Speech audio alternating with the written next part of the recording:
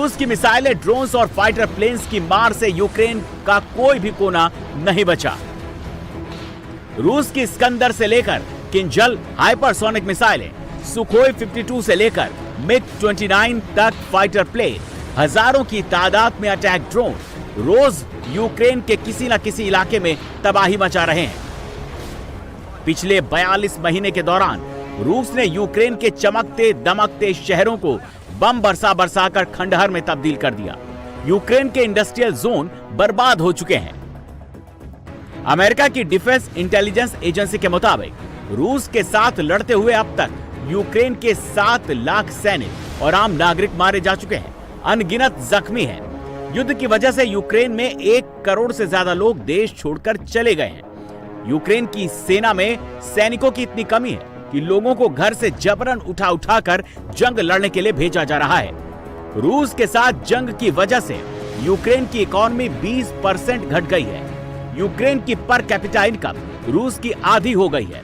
United Nations के आकलन है कि जंग की वजह से यूक्रेन को करीब $500 बिलियन का नुकसान हुआ है, जो यूक्रेन की जीडीपी से 2.5 गुना ज्यादा है। और यूक्रेन के 4 सूबों लुहांस्क, डोनेट्स्क, खिर्सन और ज़पोरिज़िया यानी करीब 20% इलाके पर रूस का कब्जा है। इंटरेस्टिंग बात यह है कि जंग भले यूरोप के मेनलैंड से दूर पूर्वी इलाके में रूस और यूक्रेन के मोर्चे पर लड़ी जा रही है, लेकिन इसकी चपेट में पूरा यूरोप है। Germany, France, Britain, Poland, Italy जैसे बड़े बड़े देश और Latvia, Lithuania, Estonia, Croatia, Belgium जैसे छोटे देश भी रूस के खिलाफ और यूक्रेन की तरफ से खड़े हैं। पिछले 3.5 साल में यूरोपीय देश और अमेरिका मिलकर यूक्रेन को $320 मिलियन की मदद दे चुका है। इस मदद का आधा हिस्सा हथियार और सैन्य सहायता के रूप में दिया गया। यूक्रेन को $137 बिलियन की फाइनेंशियल सपोर्ट दी गई, तो करीब $23 बिलियन की रकम ह्यूमैनिटेरियन एड के तौर पर दी गई।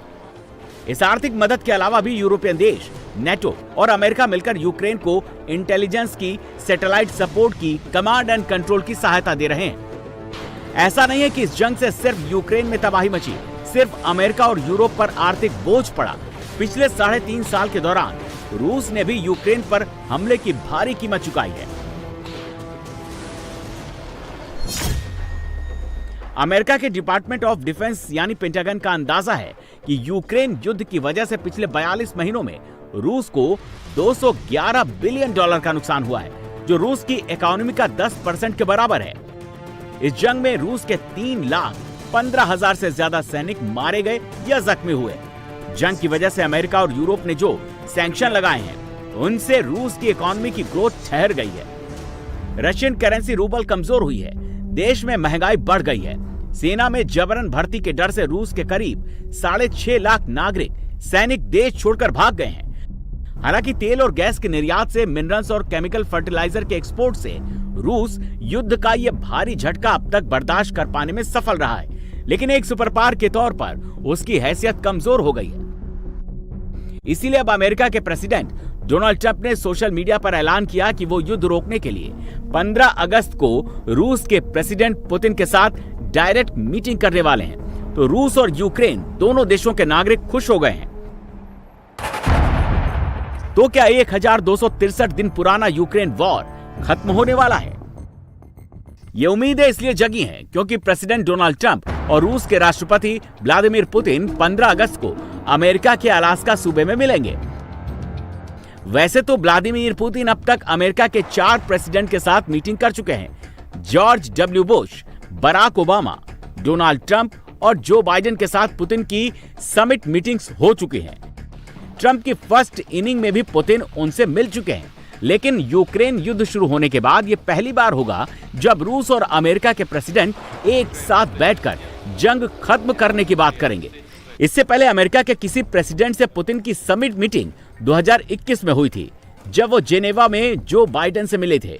वहीं 10 साल बाद ये पहला मौका होगा जब रूस के राष्ट्रपति पुतिन अमेरिका की धरती पर कदम रखेंगे। 2024 में अपने चुनाव प्रचार के दौरान डोनाल्ड ट्रंप लगातार ये दावा कर रहे थे कि प्रेसिडेंट बनते ही वो 24 घंटे में यूक्रेन की जंग खत्म करा देंगे। हालांकि ट्रंप ऐसा कर तो नहीं सके, लेकिन अब पुतिन के साथ डायरेक्ट मीटिंग को लेकर वो बहुत एक्साइटेड है। उनको उम्मीद है कि वो 15 अगस्त को जब पुतिन के सामने बैठेंगे तो जंग रोकने का फॉर्मूला तय हो जाएगा। We're going to be announcing later on, we're going to have a meeting with Russia. Start off with Russia. Well, you're looking at territory that's been fought over for 3.5 years with, a lot of Russians have died, a lot of Ukrainians have died. So we're looking at that, but we're actually looking to get some back and some swapping. It's complicated. It's actually nothing easy. It's very complicated, but we're going to get some back. We're going to get some switched. There'll be some swapping of territories to the betterment of both. And but we'll be talking about that either later or tomorrow or whatever. Interesting बात यह है कि जंग Ukraine और रूस की हो रही है और मीटिंग अमेरिका और रूस के प्रेसिडेंट की होने वाली है। खबर मिली तो यूक्रेन के प्रेसिडेंट वोलोदिमीर ज़ेलेंस्की ने कहा कि इस मीटिंग में उनको भी बुलाया जाना चाहिए। हमारे किसी भी सहयोगी ने युद्ध खत्म करने की अमेरिका की क्षमता पर शक नहीं किया। अमेरिका के राष्ट्रपति के पास वो क्षमता और मजबूत इरादा है। यूक्रेन ने फरवरी से लेकर अब प्रेसिडेंट ट्रंप के सभी प्रस्तावों का समर्थन किया है। हमने हर तरह के युद्ध विराम का सपोर्ट किया है। यूक्रेन में शांति का रास्ता सबको मिलजुल कर निकालना चाहिए और ये रास्ता यूक्रेन के बिना तय नहीं हो सकता। यह हमारी बुनियादी मांग है और जरूरी है कि हम सब मिलकर एक साझा दृष्टिकोण के साथ वास्तविक शांति कायम करने के लिए काम करें।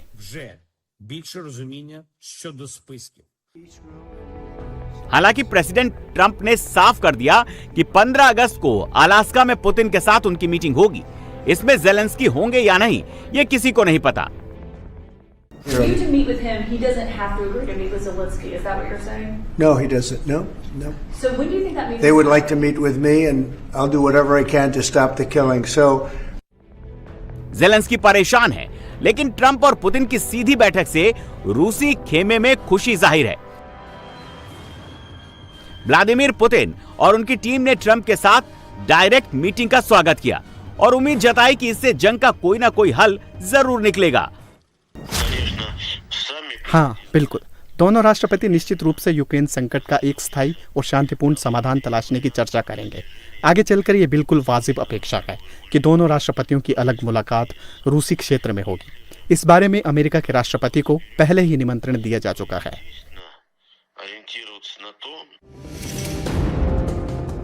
डोनाल्ड ट्रंप और व्लादिमीर पुतिन की इस मुलाकात का सबसे इंटरेस्टिंग पॉइंट मीटिंग का ठिकाना है। 15 अगस्त को ट्रंप और पुतिन अमेरिका के अलास्का सूबे में मिलेंगे। अलास्का सूबा 158 साल पहले रूस ने ही अमेरिका को बेच दिया था। अमेरिका ने अलास्का खरीदने के बदले रूस को $72 लाख दिए थे। आज की तारीख में यह रकम $13 करोड़ बैठती है। ट्रंप और पुतिन की इसी मीटिंग पॉइंट से रूसी मामलों के जानकार सन्नाटे में हैं। उनको लग रहा है कि जिस तरह 158 साल पहले रूस ने अलास्का को अमेरिका के हाथों बेच दिया था, उसी तरह पुतिन यूक्रेन जंग खत्म करने का फॉर्मूला ट्रंप को बेच देंगे और ट्रंप यूक्रेन का एक बड़ा हिस्सा रूस के हवाले करने के लिए राजी हो जाएंगे। जैसे ही रूस और अमेरिका ने डोनाल्ड ट्रंप और व्लादिमीर पुतिन की मीटिंग का ऐलान किया, वैसे ही भारत ने इस घोषणा का स्वागत किया। भारत ने कहा कि अमेरिका और रूस के सबसे बड़े नेताओं की यह बैठक बहुत महत्वपूर्ण है। उम्मीद है कि इससे यूक्रेन में खून खराबा खत्म करने का कोई ना कोई नुस्खा जरूर निकलेगा। विदेश मंत्रालय ने कहा कि भारत के प्रधानमंत्री मोदी हमेशा ये कहते रहे हैं कि युद्ध से किसी मसले का हल नहीं हो सकता। ये दौर अब युद्ध का नहीं। प्रधानमंत्री मोदी ने ये बात रूस के राष्ट्रपति पुतिन से भी डायरेक्ट कही थी। अमेरिकी मीडिया के मुताबिक प्रेसिडेंट ट्रंप और प्रेसिडेंट पुतिन के बीच जिस फॉर्मूले पर चर्चा होने वाली है, उस पर दोनों देशों में उसी वक्त एग्रीमेंट हो गया था जब ट्रंप के दोस्त और उनके विशेष दूत स्टीव विटकॉफ पिछले हफ्ते मॉस्को गए थे। विटकॉफ और प्रेसिडेंट पुतिन के बीच 3 घंटों तक बातचीत चली। इस फार्मूले के मुताबिक रूस अभी यूक्रेन के जिन 4 सूबों खिरसान, ज़ेपोरिज़िया, डोनेत्स्क और लुहांस्क पर काबिज है, उसमें से 2 को छोड़ सकता है और बाकी 2 सूबों पर काबिज रह सकता है। पुतिन इसके अलावा भी बहुत कुछ चाहते हैं। वो चाहते हैं कि अमेरिका ये गारंटी दे कि वो नाटो या यूरोपियन यूनियन में शामिल नहीं होगा। यूक्रेन को अपनी सेना में कटौती करनी होगी, हथियारों में कटौती करनी होगी। पूर्वी यूक्रेन में रूस से लगने वाली सीमा पर यूक्रेन अपने सैनिक तैनात नहीं कर सकेगा। इसके अलावा यूक्रेन को अपने यहाँ रूसी भाषा को बराबरी की मान्यता देनी होगी। अमेरिका और यूरोपीय देशों को रूस पर लगाए गए सारे प्रतिबंध, सारे सैंक्शन हटाने होंगे। वहीं वोलोदिमीर ज़ेलेंस्की का कहना है कि वो किसी भी कीमत पर यूक्रेन का कोई भी हिस्सा रूस के हवाले नहीं करेगा।